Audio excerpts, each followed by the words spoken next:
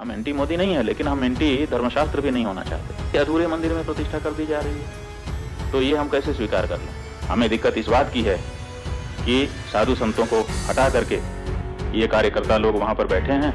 निर्मोही अखाड़ा सैकड़ों वर्षों से वहां पूजा करता रहा, आपने उसको हटा दिया है और हटा करके आप नए पुजारी ट्रेनिंग करवा करके उनकी भर्ती कर रहे हैं। राम मंदिर के नाम पर लगातार राजनीति तेज होती हुई दिखाई दे रही है। लगातार राम मंदिर की प्राण प्रतिष्ठा जोरों शोरों पर चल रही है, लेकिन अब पूरे सोशल मीडिया पर एक सवाल चल रहा है। क्या सवाल चल रहा है ये भी आपको बता देते हैं। सवाल ये है कि क्या 2024 लोकसभा चुनाव को देखते हुए राम मंदिर का मुद्दा भारतीय जनता पार्टी की सरकार भुनाने की कोशिश में है। ऐसा दोस्तों इसलिए कहा जा रहा है क्योंकि इन दिनों साधु संतों में दो फाड़ होते हुए नजर आ रहे हैं। पूरे सोशल मीडिया पर राम मंदिर की चर्चा खूब उठ रही है, क्योंकि राम मंदिर के ट्रस्टी यानी कि चंपत राय ने ऐसा बयान दे दिया है जिसके बाद पूरी मोदी सरकार में टेंशन आ गई है। एक और रामलला की प्राण प्रतिष्ठा की पूरी तैयारियां जोरों शोरों पर है, तो वहीं दूसरी ओर आने वाले हैं 2024 के चुनाव। लेकिन इसी बीच अब चंपत राय का बयान और शंकराचार्य के बेबाक बोल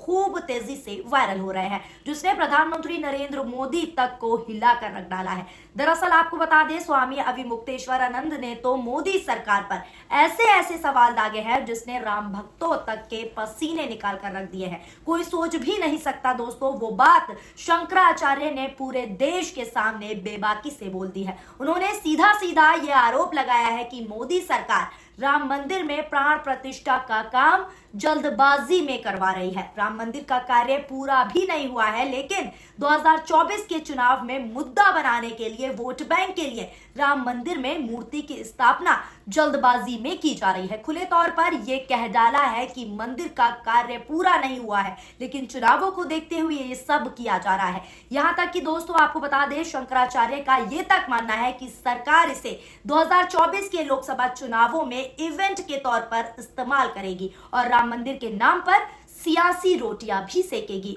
उनके बयान ने पूरे सोशल मीडिया पर खुले तौर पर तहलका मचा कर रख दिया है दोस्तों। इतना ही नहीं, आपको बता दें चंपत राय को लेकर भी ऐसी बातें कही हैं जिससे भारतीय जनता पार्टी की जो है टेंशन बढ़ चुकी है। क्या कुछ कहा है आप भी उनकी जुबानी खुद सुनिए। कि मंदिर अभी पूरा बना नहीं और प्रतिष्ठा की जा रही है।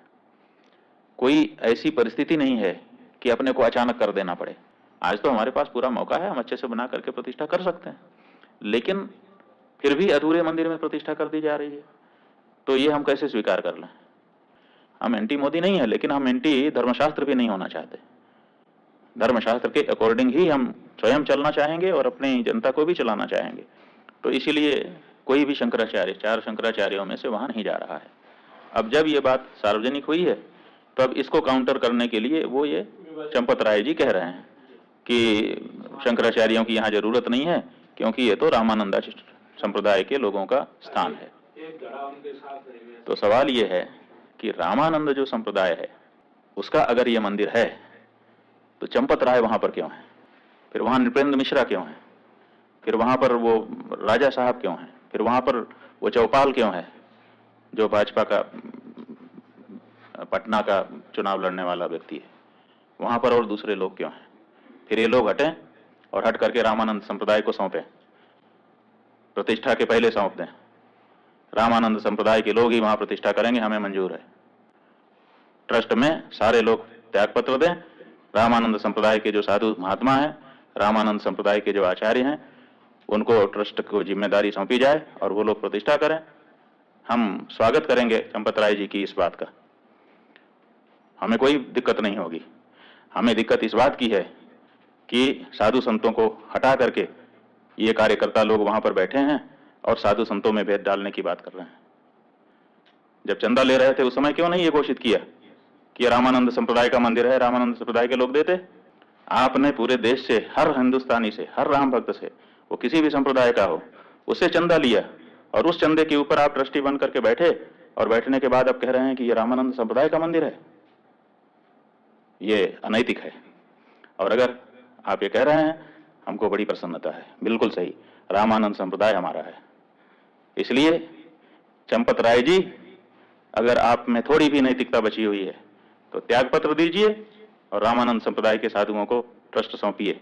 विशेष करके निर्मोही अखाड़ा ही वहां पर पहले पूजा करता रहा है तो उसको पूजा का अधिकार दीजिए। आप अलग से पुजारी क्यों भर्ती कर रहे हैं? फिर निर्मोही अखाड़ा सैकड़ों वर्षों से वहां पूजा करता रहा, आपने उसको हटा दिया है और हटा करके आप नए पुजारी ट्रेनिंग करवा करके उनकी भर्ती कर रहे हैं। कैसे खुले तौर पर स्वामी अभिमुक्तेश्वरानंद ने पूरी बीजेपी सरकार की हालत पतली कर रख दी है दोस्तों, और यहां तक कि चंपत राय को भी खूब जमकर खरी खरी सुनाई है। अब इस मामले पर पूरे सोशल मीडिया पर तमाम पत्रकार और दिग्गज नेताओं ने सवाल खुले तौर पर खड़े कर दिए हैं। एक पत्रकार ने चंपत राय को भस्मासुर तक बता दिया। जी हाँ दोस्तों, पत्रकार ममता त्रिपाठी ने ट्वीट किया और ट्वीट करते हुए लिखा है कि चंपत राय नए भस्मासुर विघ्नराज बन गए हैं। यहां तक कि उन्होंने इस ट्वीट में आगे लिखा कि हर रोज आग में वो घी डालने का काम कर रहे हैं। क्या चंपत राय की इतनी हैसियत है कि क्या वो हर रोज नए विवादित बयान दे?